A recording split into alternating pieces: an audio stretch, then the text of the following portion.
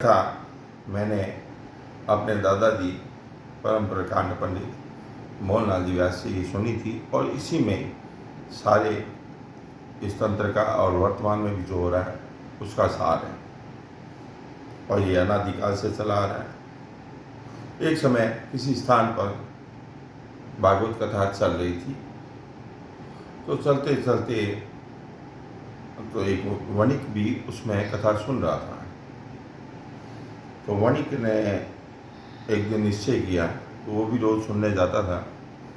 एक दिन उसने निश्चय किया कि क्यों नहीं अपने पुत्र को भी संस्कार दिलाए जाए, व्यास जी के मुख से कथा सुनवाई जाए। तो एक दिन दूसरे दिन वो अपने पुत्र को भी साथ ले गया, क्योंकि पुत्र अल्पवयस्क था, किशोर आयु उसकी 13-14 वर्ष के करीब रही होगी। वो साथ में ले गया। बच्चा है, बच्चों को जातिवादी कुछ भेद नहीं होता। व्यास जी कथा कह रहे हैं, वो बड़ा ध्यान से सुन रहा है, जैसा पिता ने निर्देश किया गौर से सुन, ध्यान से सुन रहा है, एक निष्ठ भाव से। तो पूरी कथा में एक सार था कि गौ और ब्राह्मण, और ये सारे ग्रंथों में मिलते हैं कि गौ ब्राह्मण कुछ भी करे उन्हें दंड नहीं दिया जाना चाहिए। किसी भी प्रकार से उनकी जैसे सेवा की जाए, उन्हें दंडित करना ब्रह्महत्या है। और इन्हीं में देवता विराजते हैं। बच्चे के मन में वो बात बैठ गई, दृढ़ निश्चय कर लिया गौ ब्राह्मण। दूसरे दिन उस वणिक ने अपने पुत्र से कहा कि आज तुम दुकान खोलो और दिन भर बैठे रहना, और रात को शाम को मैं कथा समापन के पश्चात दुकान बढ़ाने आ जाऊँगा, तुम घर चले जाना।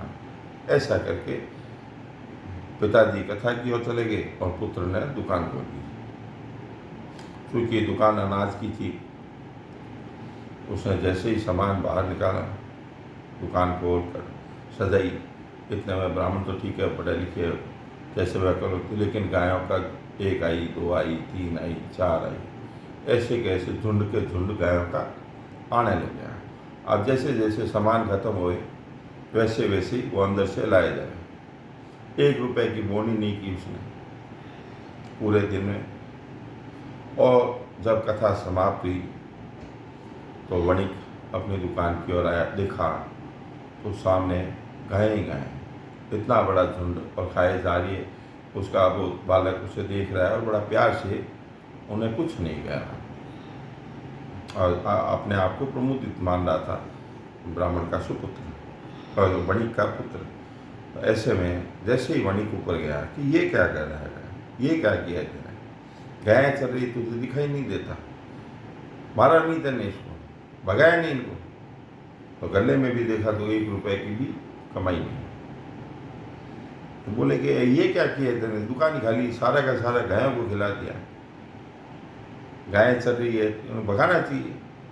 कि पिताश्री कल व्यास जी ने कहा था कि भाई गौ और ब्राह्मण को कुछ भी नहीं कहना चाहिए, तो मेरी तो हिम्मत नहीं, मुझे देवी देवता सारे इसी में नजर आए, तो मैंने कुछ कहना उचित नहीं समझा, तो ये चल गई। इतने में वणिक को गुस्सा आया और उसने ऐसा व्यंग्य किया, और इसमें आपका सबका सहारा देगा। उसने कहा, बेटे जिस समय कथा से उठते हैं तो कथा को साथ नहीं लाया जाता, उसकी रेत को भी साथ नहीं लाया जाता। कथा में उठते हैं तो उसकी रेत को भी झटका के साफ करके आना पड़ता है, उसकी रेत भी साथ नहीं लानी चाहिए। तो वणिक के पुत्र को बड़ा आश्चर्य हुआ कि कथा की रेत धूल भी साथ में नहीं, धूली भी साथ में नहीं। तो ये कथा का सार है। मतलब वो दिखाने ले गया संस्कार, और बेटे के अंदर संस्कार आ भी गए, लेकिन उस वणिक को उस कथा का सार से कोई मतलब नहीं। वो मनोरंजन करने जाता था, लेकिन बेटे ने उसको ग्रहण कर लिया। ये है कथा उस समय की। और एक आपको कथा सुना रहे त्रेता की, ठीक ऐसी की ऐसी, त्रेता युग में महाराज जनक के दरबार से। एक समय महाराज जनक के गुरुदेव कथा कर रहे थे, क्योंकि सामान्य श्रोता सामने बैठे थे, उनका द्वार अलग था और महाराज जनक के आने का द्वार अलग था।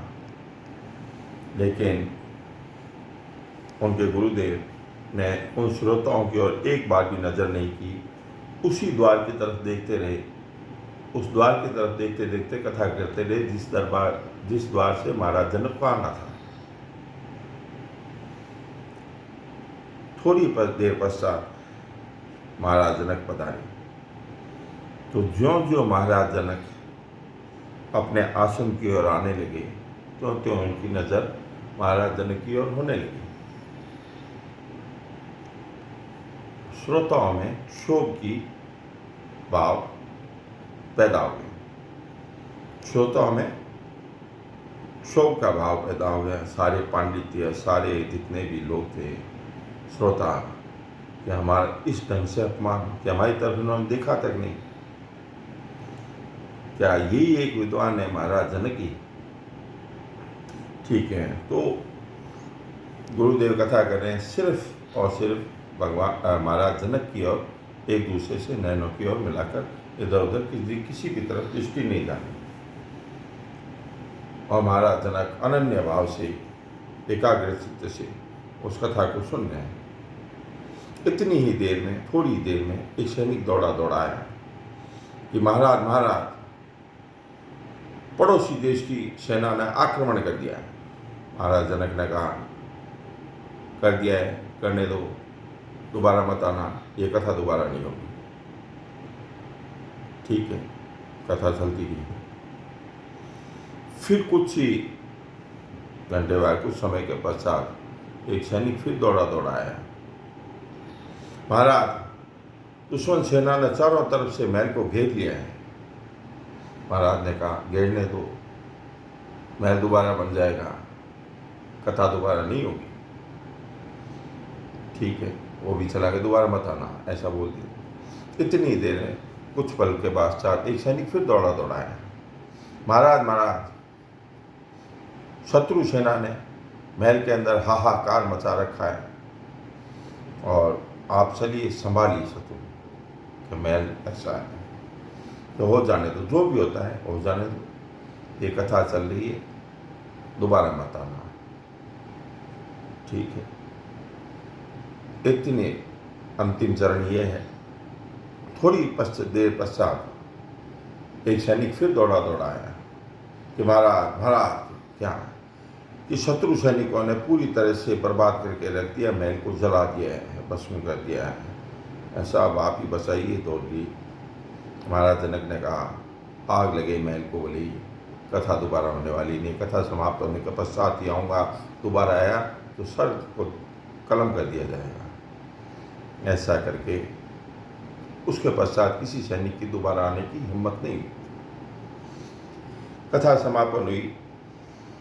गुरुदेव जो ही महाराज जनक पधार रहे थे, उसी तरफ दृष्टि करते करते जैसे ही महाराज जनक द्वार से निकले, इतने में ही श्रोताओं का झुंड क्रोधाग्नि से भरकर उनके गुरुदेव के समक्ष पेश हो गया कि आपने हमारा घनघोर अपमान किया है, कि क्या श्रोता ये अकेला ही था, हम पागल हैं या हम कोई मूर्ख हैं जो हम इतनी देर से बैठे हैं और आपने एक ही व्यक्ति विशेष की वजह से ये काम किया, कथा उन्हीं को सुने। तो महाराज उनके गुरुदेव ने कहा, कथा श्रोता एक ही था, बाकी आप श्रोता नहीं थे। आपने देखा उनका प्रसंग, सैनिक आया, जल गया, उन्होंने कहा जाने थे। तो श्रोता एक ही था, तो श्रोता के सामने आप श्रोता नहीं थे, आप कमियां देख रहे थे। आप श्रोता नहीं थे, कथा चल रही थी, आप कमियां देख रहे थे कि इसकी गर्दन किस तरफ है, हमारी तरफ क्यों नहीं देख रहा, हमें देखकर इंगित करके कथावाचन क्यों नहीं कर रहा। और आपको लाभ हानि का भी विवेक था, उसको लाभ हानि का कुछ भी विवेक नहीं था, जय पराजय का कुछ भी विवेक नहीं था, और ना ही महल वगैरह का किसी का, और ना ही कोई महारानी किसी भी प्रकार का लेश मात्र भी उनके चेहरे पर चिंता की लकीरें नहीं थी। लेकिन आप सबके अंदर वो सारे के सारे सांसारिक पदार्थ उस कथा के मध्य भी चल रहे थे। ऐसे बताइए श्रोता कौन है। श्रोता सिर्फ जनक ही थे, इसलिए उन्होंने कहा उन्हीं की तरफ दृष्टि थी। जय श्री कृष्ण, राधे राधे।